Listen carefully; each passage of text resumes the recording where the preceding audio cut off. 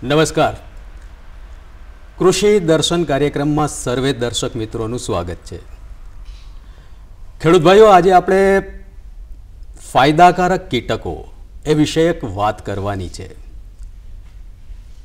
મિત્રો, આપણે જાણીએ છીએ કુદરતનો નિયમ જીવો જીવસ્ય ભોજનમ. જે રીતે ખેતીમાં 17 જેટલા જે પોષક તત્વો છે એની આવશ્યકતા હોય છે, એવી જ રીતે આ ફાયદાકારક કીટકોની પણ આવશ્યકતા હોય છે.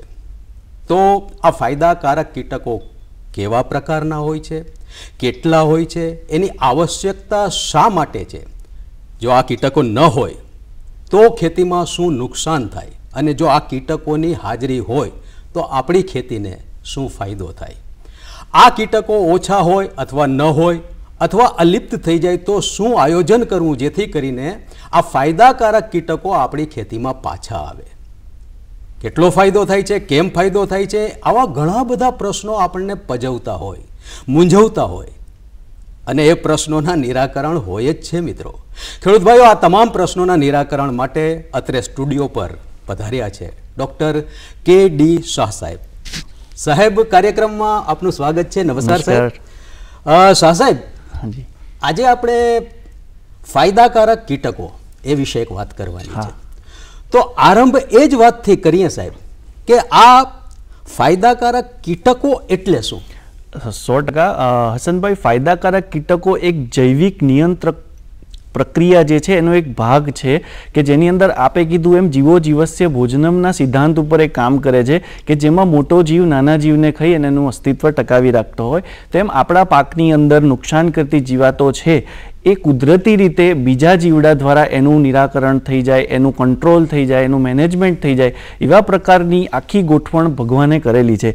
તો એને આપણે જૈવિક નિયંત્રકો કહી શકીએ અથવા ફાયદાકારક કીટકો કહી શકીએ. બિલકુલ સરસ વાત કરી આરંભમાં જ શાહ સાહેબ આપે કે જીવો જીવસ્ય ભોજનમ. એનો અર્થ એ થયો ને શાહ સાહેબ કે દુશ્મનનો દુશ્મન દોસ્ત થાય ને, કે જે ફાયદાકારક કીટકો છે એ કીટકોને એવી રીતે બીજા કીટકો એ ખાઈ જાય છે જેથી કરીને નુકસાન કરતા કીટકોથી આપણી ખેતી બચી જાય છે.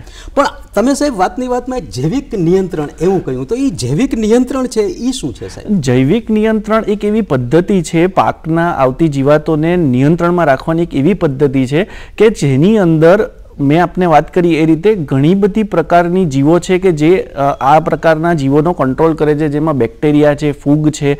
તો આજે આપણે કીટકોની વાત કરીએ છીએ, તો કીટકો છે કે જે આ રીતે ફાયદાકારક કીટકોને જેને આપણે કહીએ છીએ કે જે આપણા પાકમાં નુકસાન કરતી જીવાતોનો કંટ્રોલ કરે છે, તો આ પદ્ધતિને જૈવિક નિયંત્રણ પદ્ધતિ કહી શકાય છે. જૈવિક નિયંત્રણ પદ્ધતિ શાહ સાહેબ આપે કહ્યું કે આને કહી શકાય, પણ એ અનિવાર્ય છે એટલે કે કમ્પલસરી છે સાહેબ આ વસ્તુ? હા, જૈવિક નિયંત્રણ કમ્પલસરી છે એટલે એક અભિગમ છે જેને સંકલિત જીવાત નિયંત્રણનો અભિગમ કહીએ છીએ કે જેની અંદર બહુ બધી પદ્ધતિઓ આવે, એમાંની એક પદ્ધતિ છે જૈવિક નિયંત્રણ. તો ખેડૂત મિત્રો, એની અંદર એવું છે કે આપણે જ્યારે કૃષિ પાકમાં જીવાતના નિયંત્રણ માટે દવાઓનો ઉપયોગ કરીએ છીએ અને મોટાભાગે ખેડૂત મિત્રો આપણે દવાઓથી જ જીવાતનું નિયંત્રણ રાખીએ છીએ, તો એના કારણે જીવાતોની વસ્તી ડબલ થાય છે. કેટલીક વખત જીવાતો મરતી નથી, કેટલીક વખત આપણે ઘણી બધી દવા 2-3 દવા ભેગી કરીએ તો પણ જીવાતો નથી મરતી. તો આ બધા પ્રશ્નોનું નિરાકરણ જો તમે સંકલિત જીવાત નિયમન અભિગમ અપનાવો તો આ બધા પ્રશ્નોનું નિરાકરણ થઈ જાય. અને એના ભાગરૂપે જ આ એક જૈવિક નિયંત્રણ જે પદ્ધતિ છે કે જેમાં આપણે પરજીવી, પરભક્ષી એવા કીટકોનો ઉપયોગ કરવાનો છે કે જેનાથી જીવાત નિયંત્રણની વસ્તી ઓટોમેટિક કાબૂમાં આવી જાય. તો આના માટે એ વસ્તુ અનિવાર્ય થઈ પડે છે.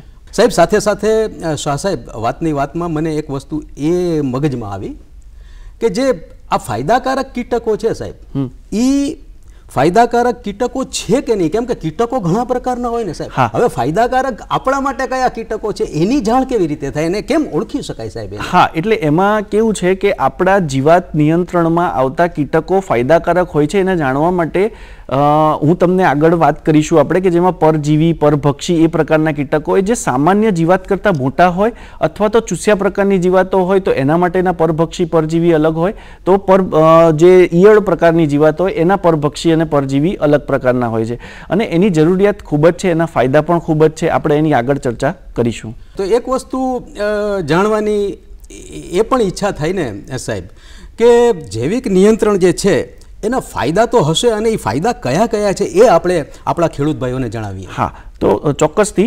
તો પહેલાં તો આપણે જે કૃષિ પાકોમાં જીવાત નિયંત્રણ માટે જે દવાઓનો ઉપયોગ કરીએ છીએ એના કારણે જે પર્યાવરણનું સંતુલન બગડે છે, જેના કારણે આપણા શરીર ઉપર દવા પડે છે, અથવા તો પાકમાં દવાના અવશેષો રહી જાય છે, જેના કારણે પાકની અંદર દવા રહી જાય અને એના કારણે ઝેરી અસર ઉત્પન્ન થાય.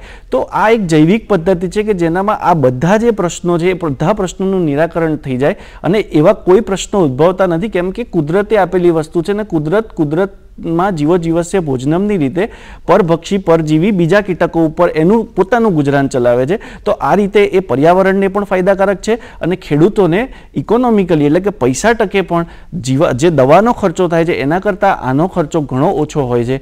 એટલે આ એ રીતે ઘણું ખરું ઉપયોગી થઈ પડે છે. એ બહુ સાચી વાત છે શાહ સાહેબ, આપે કહ્યું તે પ્રમાણે. પણ દરેક વસ્તુના શાહ સાહેબ બે પહેલું હોય, સિક્કાની જેમ બે બાજુ હોય, એમ ફાયદા ગેરફાયદા બંને હોય છે.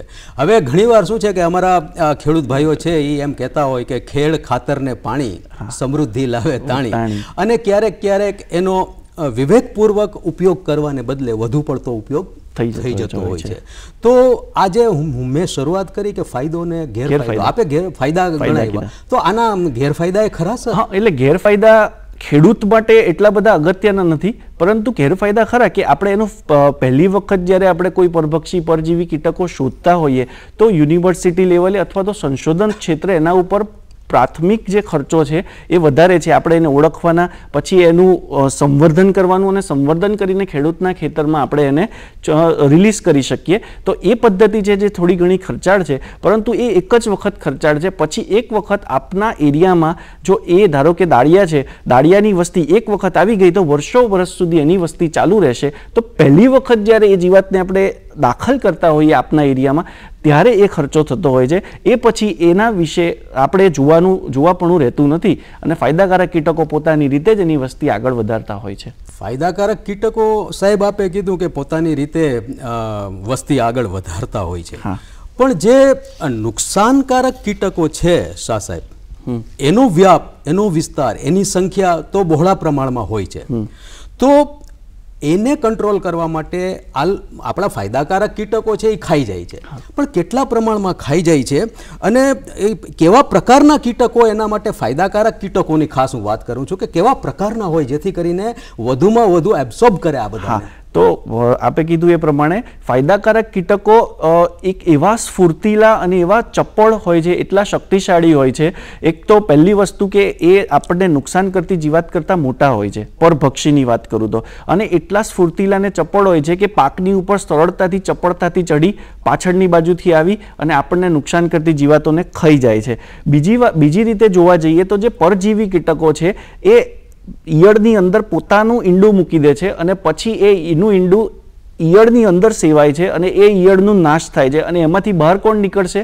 પરજીવી કીટકો. તો એટલા ચપળ હોય છે કે ઈયળને, જે આપણને નુકસાન કરતી ઈયળ છે કે કીટકો છે એને ખબર પણ નથી પડતી અને એ રીતે એનું નાશ કરી દેતા હોય છે. તો આ રીતે સ્ફૂર્તિલા હોય છે. સાહેબ, જૈવિક જીવાત નિયંત્રણની આપણે શરૂઆતમાં વાત કરી, એમાં પરભક્ષી કીટકો કોનો સમાવેશ કરી શકાય? પરભક્ષી કીટકોમાં ખેડૂત મિત્રો આપે એ સમજવાની જરૂર છે કે દાળિયા છે, ખડમાકડી છે, વાણિયા છે, પછી એ પ્રકારે સોનેરી માખી આવે છે, કરોડિયા છે, તો આ પછી લીલી પોપટી છે. તો ખેડૂત મિત્રો આ બધા જે આપણા ખેતરમાં દેખાય છે એ બધાને આપણે પરભક્ષી કીટકો તરીકે ગણી શકીએ છીએ. તો ખેડૂત મિત્રો આ બધા કીટકો જ્યારે આપણા ખેતરમાં દેખાય ને ત્યારે આપણે સમજવાનું કે આપણા ખેતરમાં પરભક્ષી કીટકોની વસ્તી છે.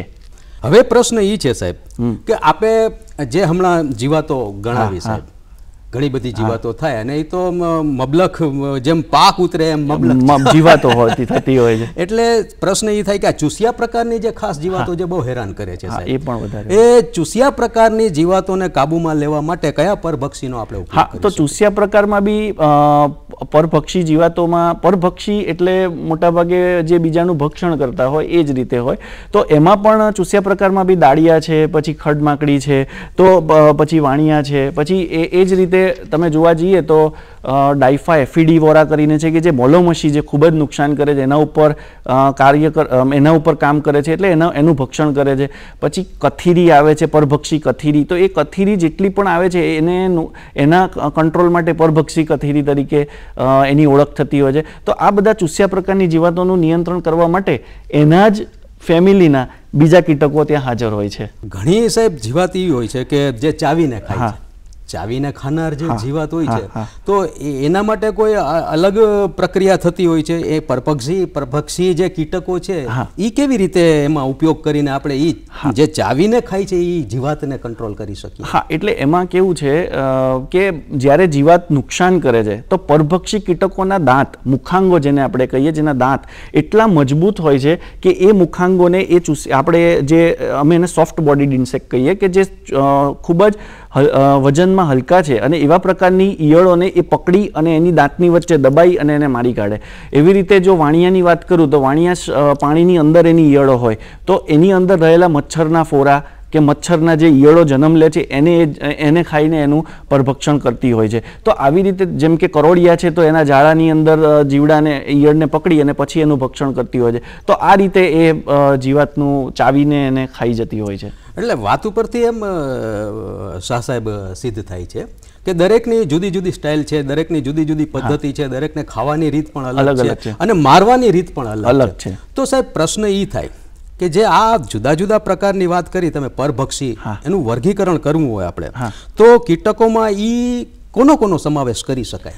જો પરભક્ષીમાં મોટાભાગે વર્ગીકરણ હસનભાઈ એ નથી થતું, પણ પરજીવીની અંદર વર્ગીકરણ થાય છે. તો પરભક્ષીમાં મેં તમને કીધું એમ જે દાંત હોય છે, દાંતથી સીધું જ આપણે એ લોકો બીજા મુખાંગો દ્વારા એ ઈયળને મારી કાઢે છે. તો એમાં તો સીધી જ એક ટેકનિક છે કે પકડીને એનો નાશ કરે છે. પણ પરજીવી છે એ ખૂબ અગત્યના છે કે એમાં ઈંડાના પરજીવી, ઈયળના પરજીવી, કોશેટાના પરજીવી, પુખ્તના પરજીવી, એમ પરજીવી એટલે કે બીજા ઉપર નભે છે, પોતાનું પણ ગુજરાન ચલાવે છે, સામેને ખબર બી નથી પડતી અને એ રીતે એનું જીવન ગુજારે છે. પણ આ પરજીવી સામેવાળા એટલે કે જેની ઉપર એ નભે છે એને મારી કાઢે છે. તો આ રીતે ઈંડાના પરજીવી, ઈયળ, કોશેટા અને પુખ્તના પરજીવી હોય છે. આમ એનું વર્ગીકરણ થતું હોય છે પરજીવીનું. ઈંડાના પરજીવી ખેતી પાકોમાં જોવા મળતી કઈ નુકસાનકારક જીવાતોનું પરજીવીકરણ થઈ શકે કે કરી શકે? તો ઈંડાના પરજીવી વસ્તુ એવી છે હસનભાઈ કે આપણી જે નુકસાનકારક જીવાતો છે એ પાક ઉપર ઈંડા મૂકે. હવે ઈંડા એવી જગ્યાએ મૂકે ને કે પાંદી નીચે, ખૂણામાં, તો આપણે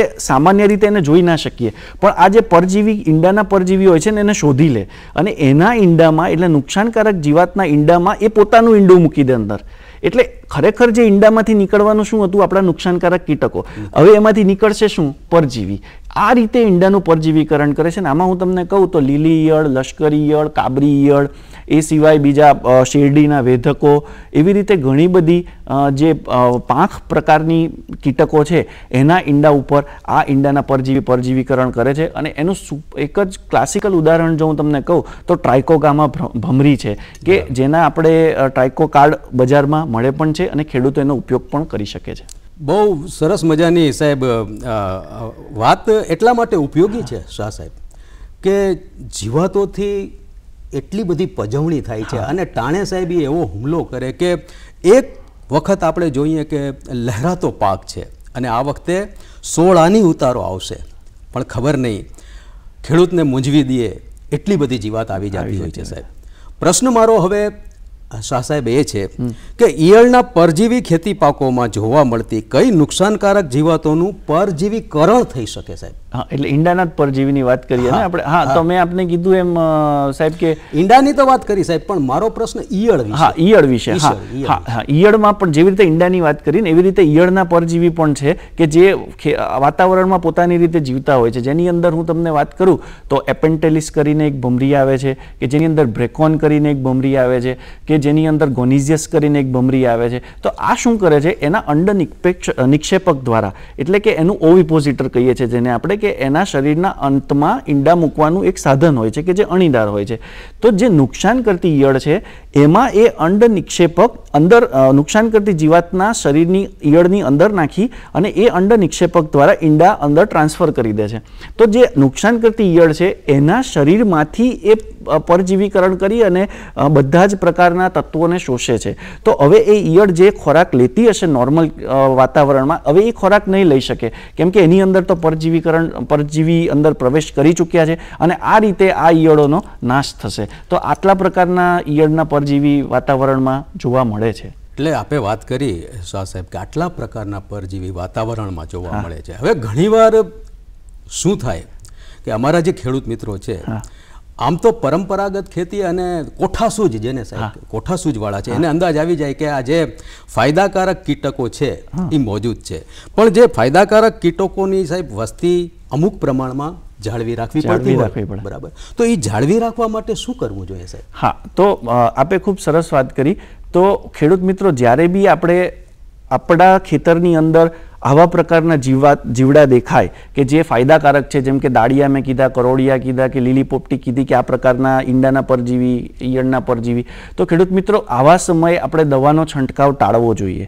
જો આવા સમયે આપણે જેમ કે મોલોમસી ખૂબ જ છે આપણા ખેતરમાં, પણ સાથે દાળિયાની વસ્તી પણ ખૂબ જ છે અને આપણે જો દવાનો છંટકાવ કરીશું તો આ પ્રકારના જીવડા જે ફાયદાકારક આપણને છે એ પણ મૃત્યુ પામશે. તો આવા સમયે ખાસ જંતુનાશક દવાઓનો છંટકાવ ના કરવો જોઈએ. બીજું, આવા જીવાતોની વસ્તીને વધારવા માટે આપણા ખેતરની બોર્ડર ઉપર એટલે કે કોર્નરમાં મગ છે, મકાઈ છે, જુવાર છે, એવા પાકની 1 કે 2 લાઈન નાખવી જોઈએ કે જેની અંદર મોલામસી વધારે આવે છે. એટલે આ જીવડા ત્યાં જશે, ત્યાં રક્ષણ કરશે, પોતાનું પ્રજનન કરશે અને એની વસ્તી વધારશે. તો આ પ્રકારની વસ્તુ થોડીક ધ્યાનમાં રાખવી પડે. તો આપે જે વાત કરી શાહ સાહેબ, એના પરથી એક વસ્તુ મને એ પૂછવાનું મન થાય કે જે આ ફાયદાકારક કીટકો છે અને ફાયદાકારક કીટકોની સામે જે નુકસાન કરતા કીટકો છે, તો હવે શું છે કે સાહેબ, જ્યારે ખેડૂત મિત્રો આ નુકસાન કરતા કીટકોનો મારો કે હુમલો જુએ છે ને, તો ઘણી વખત વિવેકસભર જંતુનાશક દવાનો છંટકાવ કરવાનો હોય પણ છતાં અતિરેક થઈ જતો હોય છે.